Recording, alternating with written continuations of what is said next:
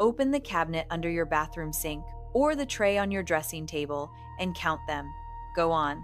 9 bottles, 12, 17, if you're honest. And most of them are more than half full.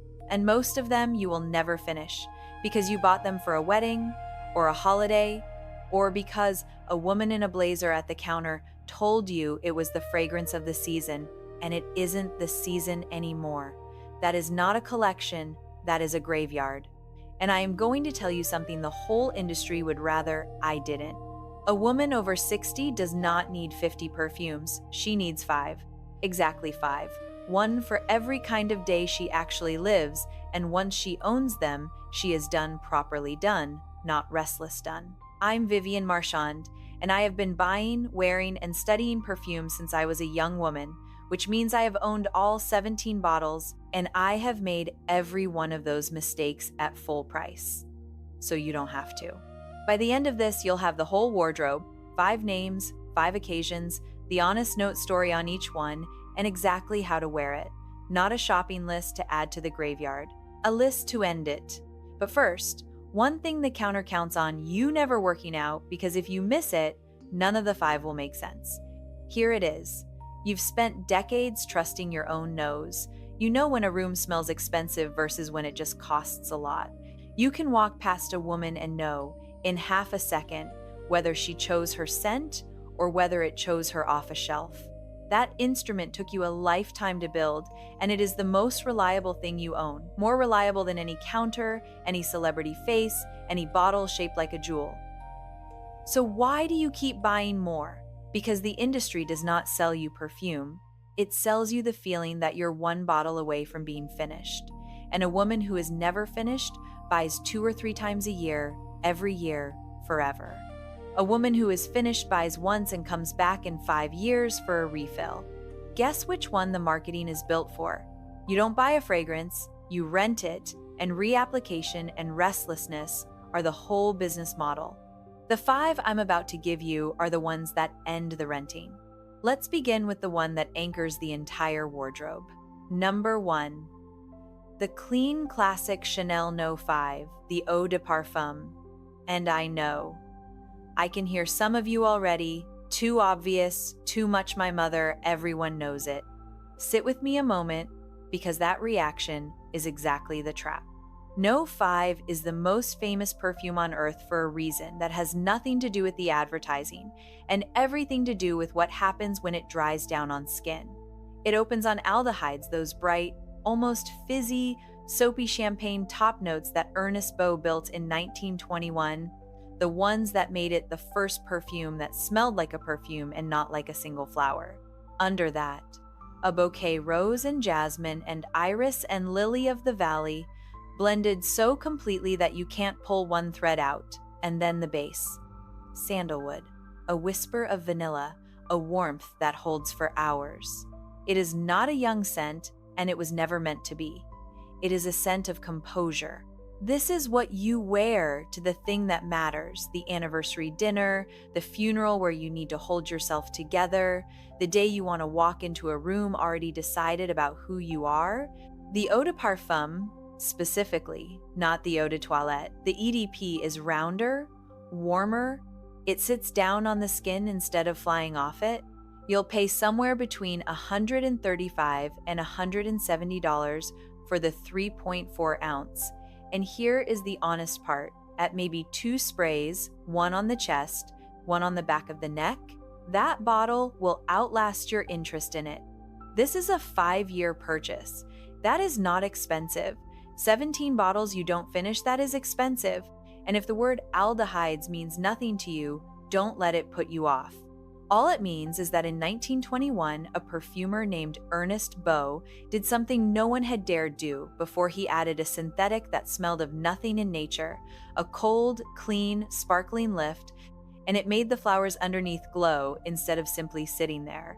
That soapy, luminous quality you can't quite name when you smell No. 5, that's it. That's the thing 100 years of imitators have never managed to properly copy. You are not buying a nostalgia. You are buying the original of a form. Now, before I go on, one small thing because it applies to every single scent on this list, and it's the difference between a woman who smells wonderful and a woman who wonders why her perfume vanished by lunch. You do not spray perfume into a cloud and walk through it. You have been told that your whole life, and it is wasteful nonsense. You put it where the blood runs close to the surface and stays warm, the sides of the neck, the inner wrists, the inner elbow, the chest. Warm skin is what lifts a fragrance and carries it. And you never ever rub your wrists together. That crushes the top notes and shortens the life of the whole thing. Dab, don't grind. There. That one habit is worth more than half the bottles in the graveyard. Keep it in mind for all 5. Number 2. The everyday floral. The one you reach for without thinking Chloé. The Eau de Parfum. The classic one in the frosted bottle with the little ribbon. If no 5 is the scent of the occasion, this is the scent of the ordinary Tuesday that you'd still like to smell lovely on. It's a powdery rose, but a fresh, modern powder, not a heavy, old-fashioned one. Peony at the top, so it opens soft and a little dewy, rose petals and magnolia at the heart, which is where it lives most of the day, and a quiet base of cedar and warm amber underneath, so it never turns sharp. My mother's generation would have called this a clean perfume, and they meant it as the highest compliment. It's the one you wear to lunch with a friend, to the shops, to look after the grandchildren, to be pleasant company to your own self all day. It runs somewhere around $120 to $170, depending on the size and where you catch it. Here is where I'll ask you to trust your own nose over mine. Chloe's opening is prettier than it is complicated. It doesn't have the architecture of the No 5. But not every day is an occasion, and a fragrance that makes an ordinary morning feel cared for is not a lesser thing. It's half of a life, actually. Don't let anyone shame you out of a scent you simply enjoy. And that's the right moment to say the thing this whole list is built on. There are 2 women at every perfume counter. There is the woman who is dazzled, who wants the bottle that photographs well, the name everyone recognizes, the one the advertisement promised would change something. And there is the woman who trusts her own nose, who couldn't care less whether the room recognizes the bottle, because she recognizes how it makes her feel. The counter adores the first woman. The first woman funds the entire building. I am talking to the second woman, and if you've stayed with me this long, that is who you already are. You just have too many bottles to prove it yet. 5 will prove it far better than 17. Number 3. The warm evening scent YSL Libre, the Eau de Parfum. Now, this is a more modern name than the first 2, and I put it here deliberately, because there's a lazy assumption that a woman over 60 should smell age-appropriate, by which people usually mean faint, floral, and forgettable. I reject that entirely. Libre is built on an accord of lavender and orange blossom, the lavender giving it a cool, almost handsome edge, the orange blossom keeping it warm and feminine, sitting over vanilla and musk. It has presence. It leans in. This is the one you wear when the sun goes down. Dinner out, the theater, a party where you want to be remembered, a date, yes, a date at any age, and I won't hear otherwise.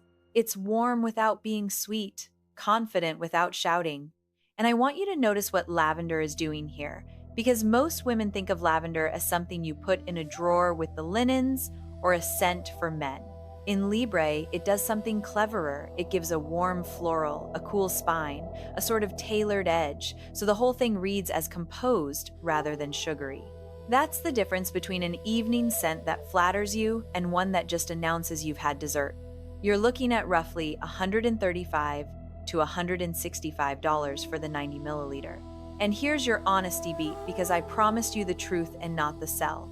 Libre is a strong fragrance. On warm skin, in a warm room, 1 spray is plenty and 2 is generous. If you are someone whose skin holds scent, you'll know. You're the one people can still smell after you've left the lift go lighter than you think. A great evening perfume worn too heavily stops being an entrance and becomes an ambush. Restraint is the whole secret with a scent this warm. Now, here's where it gets interesting, and where a lot of women who think they have everything actually have a hole in the wardrobe they've never noticed. Number 4, the green one. The signature of Substance Chanel No. 19. And I'll be honest with you, because no one at the counter ever was. This is the one on the list most of you don't own, and it's the one that would change how you're perceived the most.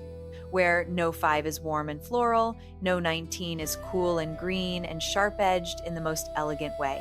It opens on galbanum, a green, resinous, almost bitter note, like a crushed leaf, and a cut stem over iris, which gives it that dry, powdery, aristocratic character, and a base of vetiver and moss. It is a green chypre, and the chypre is the great lost family of perfumery. The structure our mothers and grandmothers wore before the industry decided we all wanted to smell like dessert. This is the scent of a woman who is nobody's fool. You wear it to be taken seriously, the meeting, the difficult conversation, the day you need your spine to precede you into the room. It sits around $150 and up. Now, the honest part, and this matters. If you wore no 19 inches the 1970s and you buy it again today, it will not smell exactly as you remember. That is not your memory failing, and it is not a trick. The European regulators restricted oak moss, a real allergen, a real rule, not a scandal, and every classic chypre had to be rebuilt with less of it. Chanel's own perfumer reformulated it faithfully, softer, more iris and vetiver, where the old oak moss used to sit. Is it as good? That I genuinely cannot answer for you. That is a question only your nose gets to settle, and I'd never pretend otherwise. But as the green anchor of a 5-bottle wardrobe, in its modern form, it is still magnificent, and almost nobody your age is wearing it. That is precisely why you should. Which brings me, quietly, to the thing underneath all of this. Do you know why you ended up with 17 bottles in the first place? It wasn't greed, and it certainly wasn't stupidity. It was that every one of those bottles was sold to you as a solution to a restlessness the industry created on purpose. A new launch every season, a celebrity every autumn, a limited edition that made the one you already owned feel finished before you'd finished it. The business does not profit from a woman with a perfect wardrobe of 5. It profits from a woman who suspects she's missing one more. You are not missing one more. You are missing the permission to stop, and I am handing it to you. Number 5. The clean, quiet, close to the skin scent for the ordinary casual day, Glossier You. And I can feel some of you bristling, because this is not a grand heritage house. It's a modern name, and it's inexpensive. And both of those things are exactly the point. You does not try to fill a room. It's what perfumers call a skin scent. It wears close, it sits right on you, and it genuinely smells a little different on every woman because it's built to mingle with your own skin rather than sit on top of it. Pink pepper at the top for a bit of spark, iris underneath, and a warm, soft, slightly musky woody base of ambrette and ambrox. It is the scent equivalent of a cashmere jumper. This is what you wear on the day you're not seeing anyone in particular pottering at home, the morning coffee, the long walk, the day that belongs only to you. And it costs between $60 and $80, which after 4 heritage bottles is a small mercy. And no, the low price does not mean it's beneath you. Some of the most wearable fragrances made in the last 20 years cost a fraction of the famous ones. Trusting your nose means being just as willing to walk toward a clever, inexpensive scent as to walk past an overpriced famous one. It cuts both ways. That's the whole discipline. So there it is, the entire wardrobe. Take a picture of this screen, because this is all you need. 1 Chanel No. 5, the Eau de Parfum, for the occasion that matters. 2 Chloé, for the lovely ordinary day. 3 YSL Libre, for the warm evening, worn with restraint. 4 Chanel No. 19, the green chypre, for the day you need to be taken seriously. And 5 Glossier You, the quiet skin scent for the day that belongs only to you. Occasion, everyday, evening, substance, and rest. 5 bottles, 5 kinds of day. And a dressing table you can actually see the surface of again. I want to tell you about the woman who taught me this, because I did not arrive here on my own. Years ago in Paris, I knew a woman named Delphine, older than me, effortless in the way certain French women are without appearing to try at all. And one afternoon, I was in her flat and I looked at her dressing table and I actually stopped because there were exactly 5 bottles on it, arranged like a small still life, and not one more. I asked her a little enviously. I'll admit, didn't she ever want the new thing, the launch everyone was talking about? And she looked at me as though I'd asked whether she wanted a 6th foot. Vivienne, she said, why would I? These are mine. I have nothing left to look for. Her vanity was a lesson in editing, and it took me 20 more years and far too much money to finally understand it. She wasn't depriving herself of anything. She had simply finished shopping and started living. That is the whole of it. Before I go, tell me something in the comments. Tell me what your 5 would be, which of these you already own and love, which one you're missing, and what you'd put in a slot instead if your taste runs a different way. And tell me your skin type, whether scent fades fast on you or lingers. Because I want to build a real record here, from real women. So the next woman who finds this knows what to actually expect on her own skin, not what a bottle promises. I read them, and I learned from you as much as you might learn from me. And next time, I'm going to do the opposite of this video. I'm going to walk you through the 5 famous, expensive, endlessly advertised fragrances that I think a woman of taste should walk straight past the ones the counter pushes hardest, that deliver the least once the advertisement wears off. You are going to want to hear that one, especially if one of them is sitting in your graveyard right now. Until next time, wear what's truly yours. You've spent a lifetime training that nose of yours, and what you wear should reflect you, not someone else's marketing budget.